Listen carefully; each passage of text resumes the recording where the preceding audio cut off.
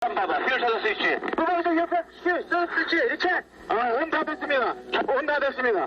속도. 네, 전력시 이적션 하겠습니다. 이적션. 오케이, 이륙시다. 야, 근데 스트리포. 1999년 9월 14일 경상북도 문경시 야산에 우리 공군 전투기 F-5기가 추락하게 됩니다. 이 사고로 우리 공군 조종사 박정수 대위가 세상을 떠나게 되는데요.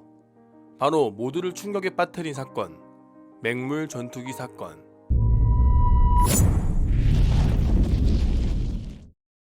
(1999년 9월 14일) 경북 예천에 있는 16전투 비행단에서 완전 무장한 F-5기가 야간 비행훈련을 위해 출격했습니다.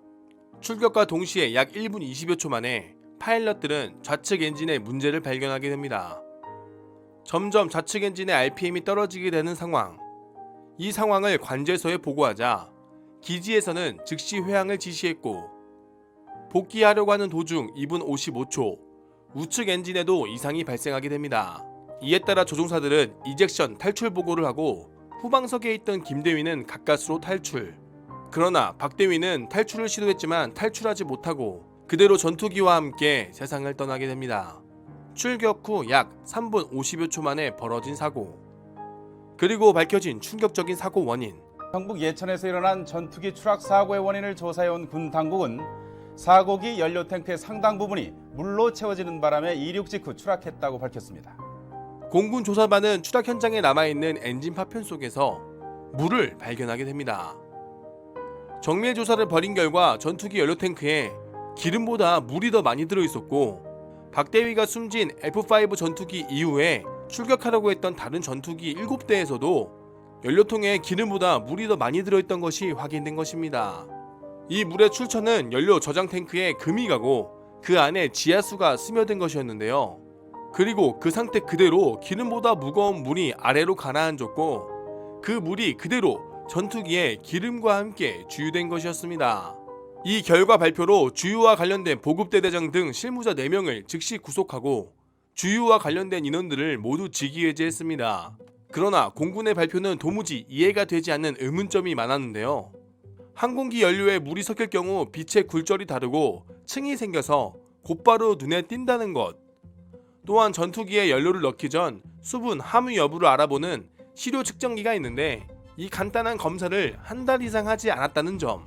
더구나 유류 탱크와 급유 트럭에 설치된 자동 차단기가 이렇게 오랫동안 고장이 나 있다는 점 등 공군의 발표와는 별개로 더 많은 절차들이 무시되어 사고가 벌어졌다는 것이 항공 전문가들의 의견이었습니다. 또한 공군이 실무자 구속수사 한 달 가까이 국방부에 이 사고 사실을 보고하지 않아 은폐하려 했다는 의혹까지 받았는데요. 이에 국방부는 맹물 전투기 추락 사고에 대한 공군 발표를 전면 재조사하기로 결정. 국방부 특별조사단이 16비행단 현장 조사에 착수하게 됩니다. 이 물의 출처와 수많은 안전장치를 어떻게 피해 주입되었는지 등등 철저하게 조사하기 시작했는데요. 그러자 밝혀지는 진실들.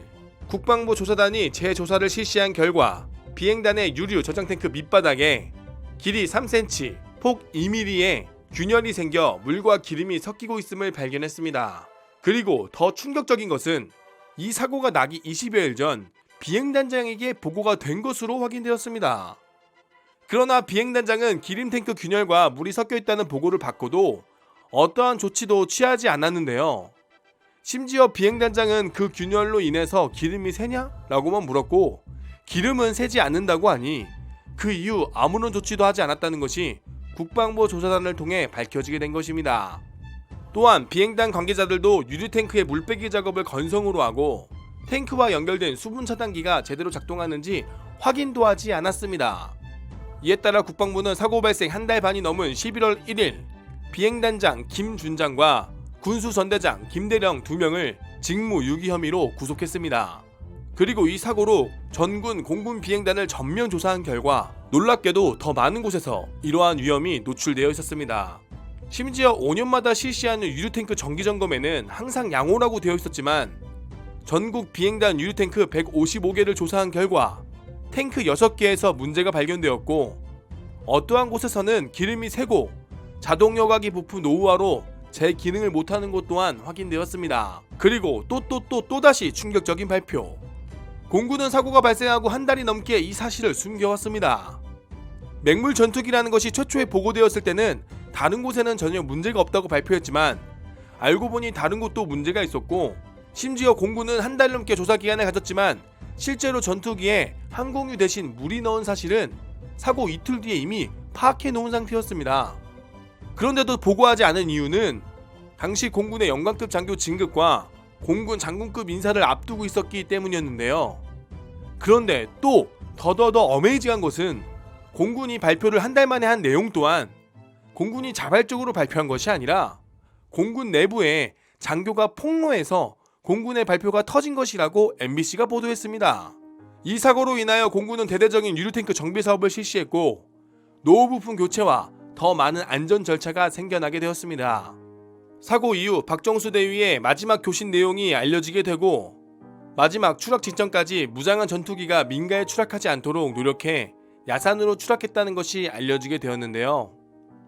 박정수 대위는 공군사관학교 44기로 1996년 공군 소유로 임관해 임무 수행 약 3년 만에 사고로 세상을 떠나게 되었습니다. 박정수 대위가 순직했을 당시 부대에서는 박 대위의 부모님에게 박 대위가 조금 다쳤다, 추락 원인은 기체 결함이다 라고 이야기해줬고, 부모님은 뉴스를 보고 아들의 사망 소식을 그날 밤 알게 되었다고 합니다.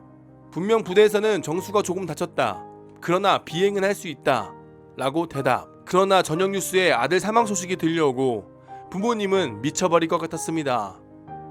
그렇게 예천으로 달려가면서 제발 다치기만 했으면 좋겠다 라고 기도했고, 그러나 만신창이가 된 아들의 시체를 마주하고 그 얼굴을 여러 번 만지며 입을 맞추었습니다.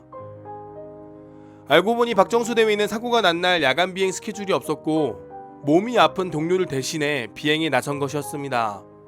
순직한 박 대위의 부모님은 이렇게 말씀하셨습니다. 가장 먼저 이륙한 우리 아들 정수의 희생으로 나머지 7대의 전투기와 조종사 14명이 무사하지 않았습니까? 아들이 국민을 지키기 위해 훈련하다 생명을 바쳤다는 사실로 위안을 삼겠습니다 라고 인터뷰했습니다. 안전한 탈출 대신 꽃다운 목숨을 바쳐 무고한 희생을 막은 박정수 대위. 그는 비행기를 좋아해 항공 관련 잡지를 구독하며 기사를 스크랩하는 비행기 박사로 불렸고, 항상 공군 파일럿이 되는 것을 꿈꿨던 꿈 많은 청년이었습니다. 앞으로 절대 이런 어이없는 사고로 우리 전우들이 세상을 떠나는 일이 없길 간절히 기원하겠습니다. 시청해주셔서 감사합니다.